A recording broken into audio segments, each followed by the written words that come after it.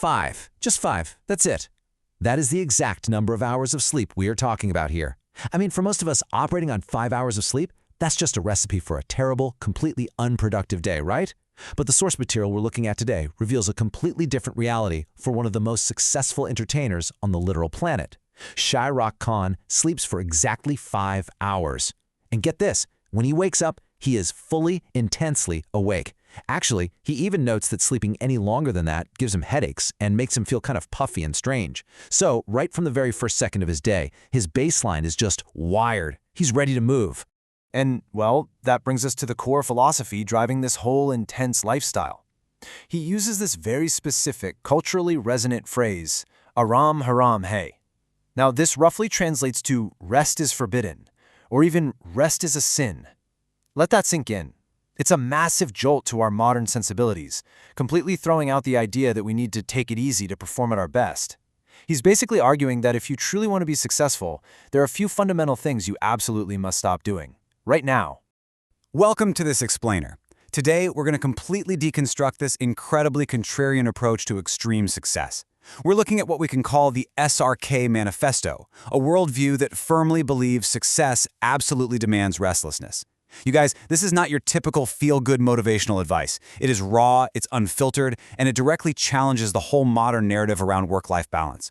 We're going to break down exactly what it takes to reach the absolute pinnacle of an industry, according to someone who has lived there for decades. Section 1. The Anti-Wellness Philosophy, Rejecting the Five-Star Spa Life.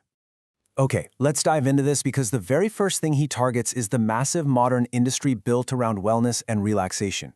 He outright rejects what he calls the five-star hotel spa mentality. You know exactly what that is, right? The soft music, the gentle instructions to close your eyes, relax, and just breathe.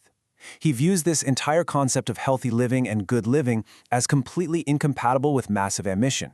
According to his manifesto, if you want to climb to the top, these are the elements of good living you have to abandon immediately.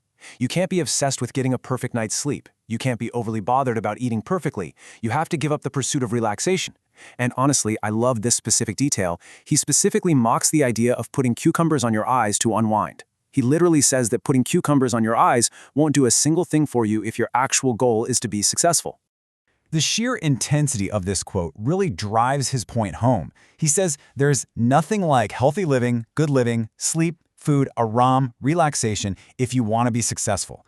He isn't mincing words here, is he? He is demanding a complete and total sacrifice of the comforts that most people view as the ultimate reward of working hard. For him, these comforts, they're just distractions. They are literal roadblocks on the path to high achievement. Section 2. The Anatomy of Restlessness, Embracing the Tension. Now, what's really interesting about this is you might assume that someone with immense wealth would naturally gravitate toward ultimate comfort, right? But his daily habits revealed the exact opposite. Because it's not just about what he avoids, it's about what he actively manufactures. He consciously embraces tension. Take a look at this profound irony. He travels in absolute luxury. He flies first class on airplanes, surrounded by every imaginable comfort. But he explicitly states that he refuses to use the reclining bed function. No way. He pays for the luxury of a flatbed, but he keeps his seat upright. He physically refuses to let himself get too comfortable, intentionally maintaining a state of physical alertness and mild discomfort, even when he has the means to rest. He takes this a step further by outlining the physical and mental requirements for success. And honestly, they sound a lot more like a medical warning than a motivational speech. He insists that you must be troubled. The word he uses is pareshan. You have to remain mentally tense. He even goes as far as saying you have to be willing to have blood pressure issues. You cannot be completely restful and at peace. Inner peace, in his view, is the absolute enemy of ambition. Section 3. The Art of Sacrifice, Killing Your Desires. This brings us to maybe the most difficult part of his philosophy, destroying the person you currently are to transform into the person you need to become. You literally have to actively abandon your present self. Look at the stark contrast between his human desires and his relentless actions. On the one hand, we see what he actually wants to do. He admits he's naturally a very lazy person. He wants to play video games, spend time with his kids, write poems, read books, and just relax. But on the other hand, look at what he actually does. He sleeps 4 to 5 hours, goes straight to work, and forces himself to work out for a six-pack, a process he openly admits he absolutely hates. He sacrifices everything he naturally enjoys just to feed his ambition. He delivers this line as a very stark, very real warning to young people. If you don't know how to sacrifice, you will absolutely not be successful. It's a non-negotiable term of the contract. You just can't have everything you want in the present moment and still expect to conquer the world in the future. The toll it takes is immense, but he views it as the mandatory entry fee for greatness. Section 4. Pushing through the pain. Success doesn't wait. And this brilliantly illustrates how that sacrifice extends deeply into the physical realm. When you operate with this level of tension, well, your body eventually protests, and we see a very specific progression of discomfort that he willingly embraces every single day. Step 1 is just the baseline of exhaustion from only 4 to 5 hours of sleep. Step 2 is the inevitable physical pain, getting a fever, catching a cold, feeling bodily aches. But Step 3 is the crucial action, pushing right through it. You don't call in sick, you don't take a day off to recover, you keep performing under constant tension. This is the unfiltered reality check he offers. He acknowledges that yes, you will feel hurt and you will feel pain, but his mindset is incredibly pragmatic here. The pain will eventually go away, but success will absolutely not wait for you to feel better.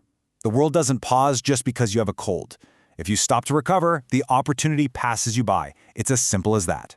Section 5. The Jealous Achiever. The Price of the Crown. Finally, we reach the deeply emotional, almost vulnerable conclusion of his philosophy. When someone sacrifices their sleep and comfort for decades, how do they view people who choose a normal, balanced life? Well, the answer is a striking admission. He says, I feel envious of people who relax and rest. I feel jealous of people who don't want to be successful. So the crucial point is, it's a fascinating paradox. He has everything, yet he is jealous of the very piece he tells us we must abandon. He admits that a relaxed life is completely fine. In fact, he says it's good, but with one massive condition. It is only good if you are totally okay with giving up on being extremely successful. To sum up this entire explainer, we can officially define his core, non-negotiable trait. Restlessness is not just some negative side effect of his career. It is the absolute prerequisite for it. It is the complete inability to be at peace. Success, in his own words, simply will not come unless you are completely and utterly restless. We've seen the required sacrifices. We've seen the total rejection of comfort, the embrace of physical pain, and even the envy that comes from giving up your peace. He has laid out the exact, heavy price of extreme success. So the only thing left to ask, as you look at your own goals and your own ambitions, is this: are you willing to be completely restless?